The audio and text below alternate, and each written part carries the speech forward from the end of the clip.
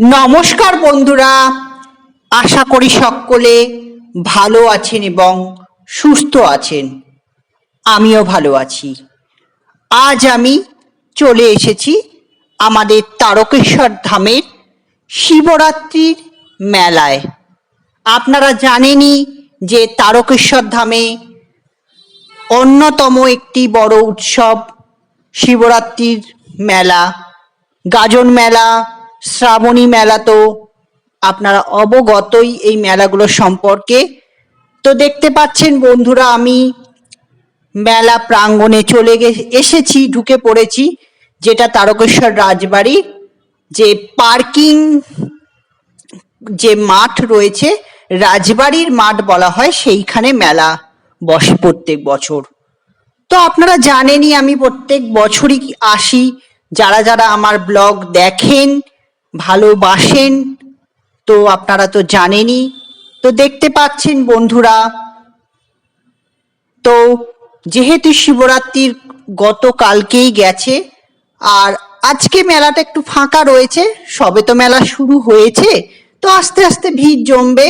দেখতে পাচ্ছেন বন্ধুরা, ড্রাগন, এটা সকলেরই ছোটবেলার একটা নস্টালজিক ব্যাপার রয়েছে। এখনো ছোটবেলা কেন, ছোটবেলা বললে ভুল হবে, আর ছোটদের কচি কাচাদের বিনোদনের জন্য যেসব জয় রাইডস রয়েছে, আর ব্রেক ডান্স তো অনেকেরই প্রিয়। আপনারা কমেন্ট করে জানান ব্রেক ডান্স কার কার প্রিয়।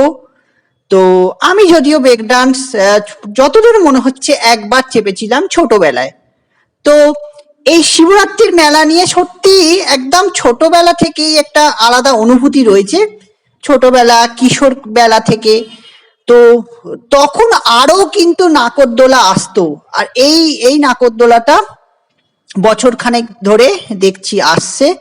তো তখন এই যে জায়গাটা দেখছেন, এইখানে কিন্তু শো হতো, বিভিন্ন শো হতো। আর এই দেখুন, যেটা সবচেয়ে বড় ঘূর্ণি, যেটাকে বলে হয় ইলেকট্রিক বলতাম, সময়ের সাথে সাথে কালের নিয়মে কিন্তু ঘূর্ণির আকৃতি ছোট হয়ে গেছে, যেহেতু জায়গাও সময়ের সাথে সাথে ছোট হয়ে গেছে।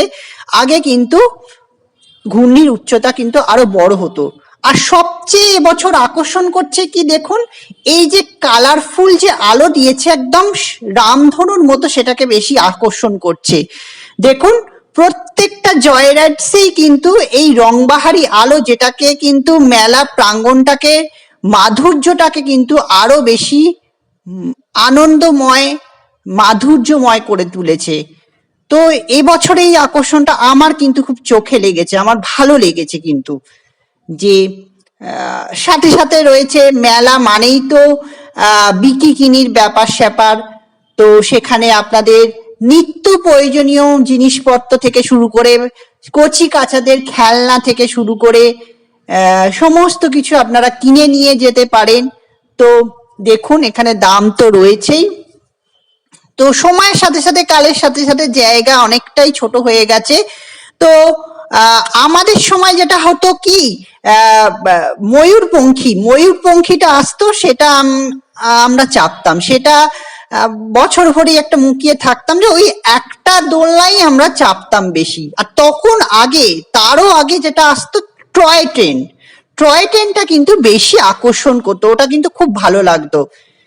এই দেখুন, তো মেলা মানেই তো জিলিপি, গজা, এগুলো ছাড়া তো মেলা জমে না। আর সত্যি কথা, এই দেখুন, তখন কিন্তু নাগরদোল্লা ইলেকট্রিক চলছিল না, এখন চলা শুরু হয়ে গেছে, তাই আপনাদের সামনে আবার দেখালাম। ও হ্যাঁ, আর একটা কথা বলে রাখি, এই মেলা তো শিবরাত্রির উপলক্ষে 8 থেকে 9 দিন থাকে, কোনো কোনো হয়তো 11 দিনে হতে পারে, 10 থেকে 11 দিন। ওই অমাবস্যা থেকে মোটামুটি পূর্ণিমার আগে অবধি মোটামুটি এই মেলা চলে। আর দেখুন, এছাড়া মেলার আরো দোকানপাট রয়েছে, এখানে সরঞ্জাম, পুজোর সামগ্রী রয়েছে। তো গাজন মেলায় তো আসবো, আর এই দোকানটা প্রত্যেক বছরই আসে, একদম ছোটবেলা থেকে আমরা দেখে আসছি। চীনামাটির কাপ থেকে কাঁচের যাবতীয় সরঞ্জাম, প্লেট থেকে শুরু করে ডিনার সেট, আর এই দোকানটাও কিন্তু প্রত্যেক বছরই আসে। মাটির পুতুল। এখন যদিও প্লাস্টার অফ প্যারিস আরো বিভিন্ন প্রযুক্তি এসে গেছে, বিভিন্ন মডেলের মূর্তি। তো এই পুতুলগুলো কিন্তু ছোটবেলায় আমি কিনতাম, এটা নিয়ে আমার একটা অনেক গল্প আছে। তো এই পুতুলগুলো, আর এই গোপালটা দেখুন কি সুন্দর, এটা কিন্তু মাটির নয়, খুব ভালো লাগছে। এছাড়াও আরো মূর্তি রয়েছে যেগুলো কিন্তু মাটির নয়, কিন্তু মাটিরই বেশি থাকে, কিন্তু আগে পুরোটাই কিন্তু মাটির থাকতো। তো এখন আমি চলে এলাম বাবা তারকনাথের যে মূল যে ফটকের সামনে। আপনারা দেখতে পাচ্ছেন ভেতরে ছবি তোলার অনুমতি নেই, ভিডিওগ্রাফি করারও। গতকাল কিন্তু অগণিত ভক্তগণ কিন্তু বাবার মাথায় জল ঢালতে এসেছিলেন দূর দূরান্ত থেকে। তো আপনারা দর্শন করুন, এবং শিবরাত্রির উপলক্ষে দেখুন চারপাশটা কি সুন্দর আলো দিয়ে সাজানো রয়েছে।